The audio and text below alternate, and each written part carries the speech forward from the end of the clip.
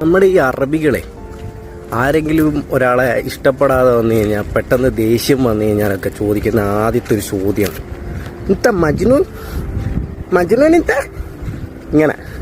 അപ്പോൾ അതിനെക്കുറിച്ച് ഇങ്ങനെ ആലോചിച്ചപ്പോഴാണ് എനിക്കൊരു കാര്യം മനസ്സിലായത്. സംഭവം നമ്മുടെ പഴയ ലൈല മജ്നൂൻ്റെ കഥയില്ലേ, അത് തന്നെ കഥ. അതെന്ത് സംഭവം എന്ന് വെച്ച് കഴിഞ്ഞാൽ, ലൈലയോടുള്ള അതിയായ പ്രണയം കാരണം മജ്നൂൻ വളരെ ഭ്രാന്തമായി പെരുമാറുന്നുണ്ട്.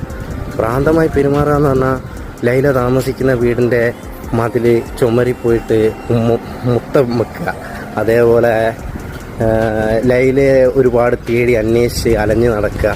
ലൈലയെ ഒടുവിൽ അവസാനം നിമിഷത്തിൽ ലൈല രോഗബാധിതയായിട്ട് കിടന്ന് മരണപ്പെട്ട് കഴിയുമ്പം ലൈലയുടെ കല്ലറയുടെ അടുത്ത് മരിച്ചു കിടക്കുന്ന മജ്നൂനെയാണ് കാണുന്നത്.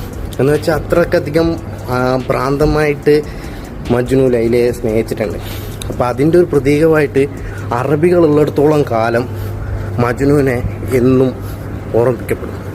അപ്പം ഇത്ത മജ്നൂൻ എന്ന് പറയുമ്പം നമ്മുടെ ആരും അതിൽ സങ്കടപ്പെടേണ്ട കാര്യമൊന്നുമില്ല. മജ്നു എന്ന് പറഞ്ഞു കഴിഞ്ഞാൽ അത്രയ്ക്കധികം നല്ലൊരു വാക്കാണ്.